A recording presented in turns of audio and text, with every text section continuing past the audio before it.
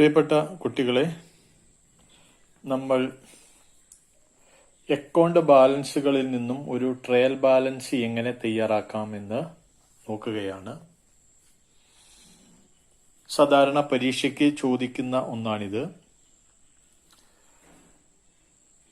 10ഓളം account ബാലൻസുകൾ നമ്മൾക്ക് തരും. ആ ബാലൻസുകളിൽ നിന്നും നമ്മൾ ട്രയൽ ബാലൻസ് തയ്യാറാക്കേണ്ടതാണ്. നമ്മൾക്ക് തന്ന അക്കൗണ്ട് ബാലൻസുകൾ എന്ന് പറയുന്നത് ആസ്തികളുടെയും ബാധ്യതകളുടെയും മൂലധനത്തിൻ്റെയും ചെലവുകളുടെയും വരുമാനങ്ങളുടെയും അക്കൗണ്ടുകളാകാം. നേരത്തെ നമ്മൾ പഠിച്ചു കഴിഞ്ഞു, 5 തരത്തിലുള്ള അക്കൗണ്ടുകളുണ്ട്. ആസ്തികളെല്ലാം ഡെബിറ്റ് ബാലൻസ് ആണ്. ലയബിലിറ്റീസും ക്യാപിറ്റലും ക്രെഡിറ്റ് ബാലൻസ് ആണ്. ചെലവുകൾ അതുപോലെ തന്നെ നഷ്ടങ്ങൾ ഇവ ഡെബിറ്റ് ബാലൻസ് ആണ്. അതുപോലെ ഇൻകംസ് വരുമാനങ്ങൾ ഇവ ക്രെഡിറ്റ് ബാലൻസ് ആണ്. ഈ ക്വസ്റ്റ്യൻ ഞാനൊന്ന് വായിക്കാം. From the following ledger balances taken from the books of mister Sujesh, prepare trial balance as on 31 March 2012. ധാരാളം അക്കൗണ്ട് ബാലൻസുകൾ നമുക്ക് തന്നിട്ടുണ്ട്. നമ്മൾ പഠിച്ചു, ആസ്തികൾ ഡെബിറ്റ് ബാലൻസ് കാണിക്കുന്നു, അതുപോലെ തന്നെ ലയബിലിറ്റീസ് ക്രെഡിറ്റ് ബാലൻസ് കാണിക്കുന്നു, ക്യാപിറ്റൽ ക്രെഡിറ്റ് ബാലൻസ് കാണിക്കുന്നു, ചെലവുകളും നഷ്ടങ്ങളും ഡെബിറ്റ് ബാലൻസ് കാണിക്കുന്നു, ഇൻകങ്ങൾ ക്രെഡിറ്റ് ബാലൻസ് കാണിക്കുന്നു. ഇതിൽ ഉള്ള അക്കൗണ്ട് ബാലൻസുകൾ, ഇതിലുള്ള അക്കൗണ്ടുകളുടെ ബാലൻസ് ഏതായിരിക്കാമെന്ന് നമുക്കൊന്ന് നോക്കാം. ക്യാപിറ്റൽ ലയബിലിറ്റി ആണ്, അത് ക്രെഡിറ്റ് ബാലൻസ് ആണ് കാണിക്കുക. സൺട്രി ക്രെഡിറ്റേഴ്സ്, അത് ലയബിലിറ്റി ആണ്, ക്രെഡിറ്റ് ബാലൻസ് ആണ് കാണിക്കുന്നത്. സൺട്രി ഡെപ്റ്റേഴ്സ്, അത് അസറ്റ് ആണ്, ഡെബിറ്റ് ബാലൻസ് ആണ് കാണിക്കുന്നത്. സൺട്രി ഡെപ്റ്റേഴ്സ് അസറ്റ് ആണ്. ക്യാഷ് ഇൻ ഹാൻഡ്, അത് അസറ്റ് ആണ്, ഡെബിറ്റ് ബാലൻസ് ആണ് കാണിക്കുന്നത്. ക്യാഷ് അറ്റ് ബാങ്ക്, അത് അസറ്റ് ആണ്, ഡെബിറ്റ് ബാലൻസ് കാണിക്കുന്നു. പർച്ചേസസ് എക്സ്പെൻസ് ആണ്, ചെലവാണ്, അത് ഡെബിറ്റ് ബാലൻസ് കാണിക്കുന്നു.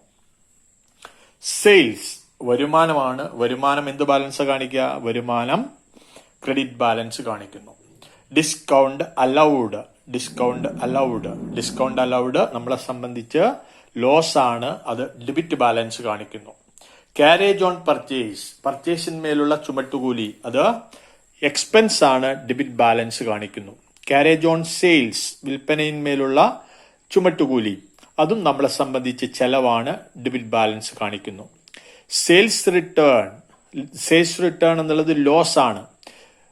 സെയിൽസ് വരുമാനമാണ്, അതേസമയം വിറ്റ സാധനങ്ങൾ മടങ്ങി വരുന്നത് നമ്മളെ സംബന്ധിച്ച് ലോസ് ആണ്, അത് ഡെബിറ്റ് ബാലൻസ് കാണിക്കുന്നു. അല്ലെങ്കിൽ ഇങ്ങനെ മനസ്സിലാക്കിയാൽ മതി, sales credit balance, sales return debit balance. അതുപോലെ പർച്ചേസ് റിട്ടേൺ എന്നുള്ളത് നമ്മളെ സംബന്ധിച്ച് ഗെയിൻ ആണ്, നേട്ടമാണ്. ഇൻകംസ് ആൻഡ് ഗെയിൻസ് എപ്പോഴും ക്രെഡിറ്റ് ബാലൻസ് ആണ് കാണിക്കുക. എപ്പോഴും ശ്രദ്ധിക്കുക, പർച്ചേസ് ഡെബിറ്റ് ബാലൻസും പർച്ചേസ് റിട്ടേൺ ക്രെഡിറ്റ് ബാലൻസുമാണ് കാണിക്കുന്നത്. റെന്റ് ആൻഡ് ടാക്സേഴ്സ് എക്സ്പെൻസ് ആണ്, ഡെബിറ്റ് ബാലൻസ് കാണിക്കുന്നു.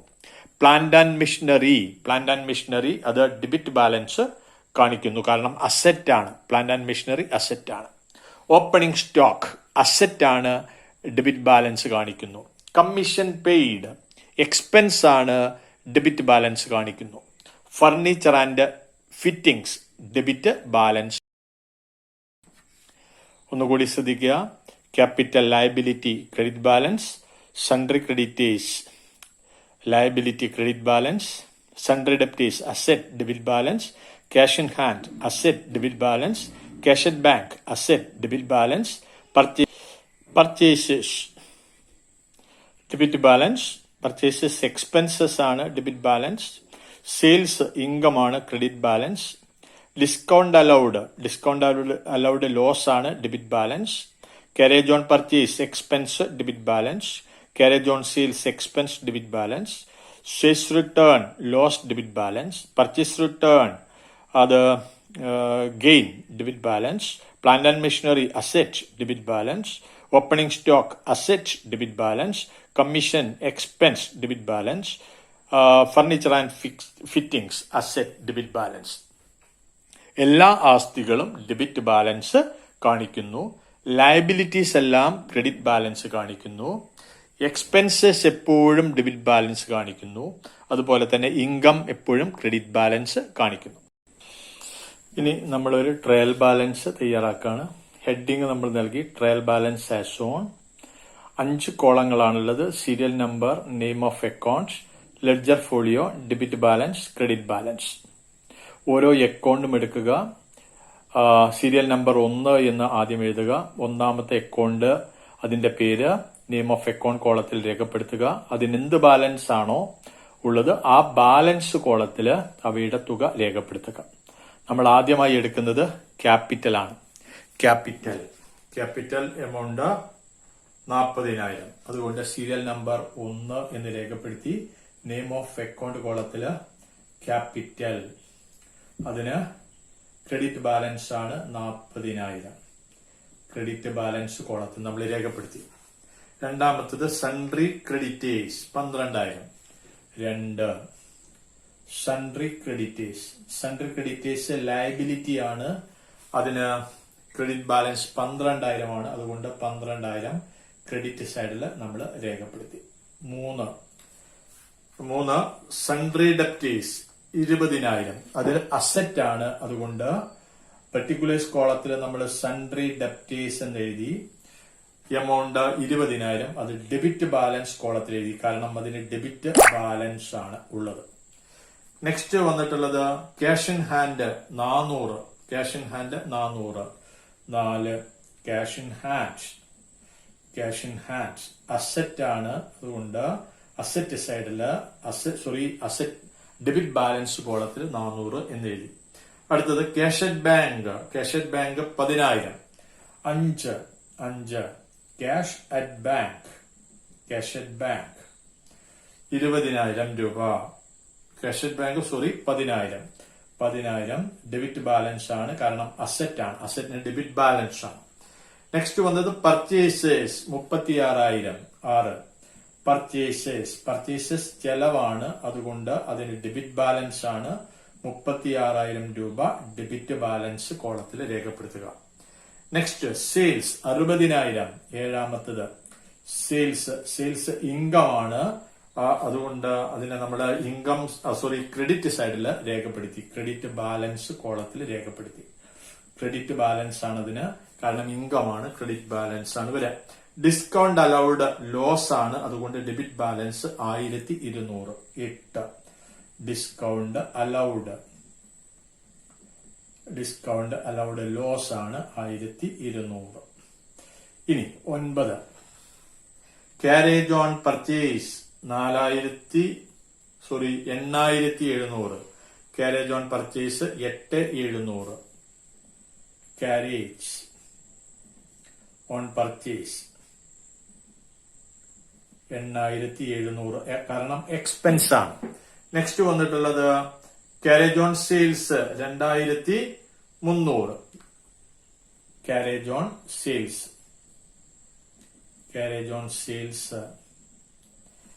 2,300. അത് ഡെബിറ്റ് ബാലൻസ് ആണ്. കാരണം എക്സ്പെൻസ് ആണ്. നെക്സ്റ്റ് വന്നിട്ടുള്ളത് സെയിൽസ് റിട്ടേൺ ലോസ് ആണ്. ലോസിന് ഡെബിറ്റ് ബാലൻസ് ആണ് വരിക 300 രൂപ. Sales return 300. Purchase return 500. 12 purchase return അത് ഇൻകം ആണ്, ഗെയിൻ ആണ്. അതുകൊണ്ട് ക്രെഡിറ്റ് സൈഡിൽ 500 എന്ന് എഴുതുക. പിന്നീട് വന്നത് rent and rates 1,200. Rent and rates അത് എക്സ്പെൻസ് ആണ്. അതുകൊണ്ട് 1,200 ഡെബിറ്റ് ബാലൻസ് കോളത്തിൽ രേഖപ്പെടുത്തുക. 13 14 plant and machinery 10,500. Plant and machinery 10,500 asset ആണ്. അതുകൊണ്ട് ഡെബിറ്റ് ബാലൻസ് കോളത്തിൽ രേഖപ്പെടുത്തുക. 15 opening stock 15,800. Opening stock asset ആണ്. 15,800 ഡെബിറ്റ് ബാലൻസ് ആണ്. അസറ്റ് ആയതുകൊണ്ട് ഡെബിറ്റ് ബാലൻസ്.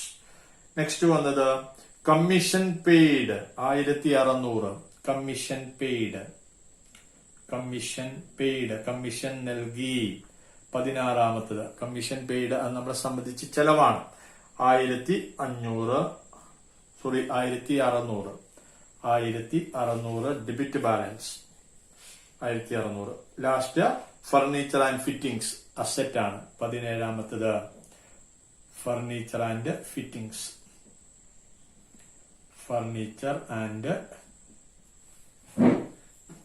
ഫിറ്റിംഗ്സ്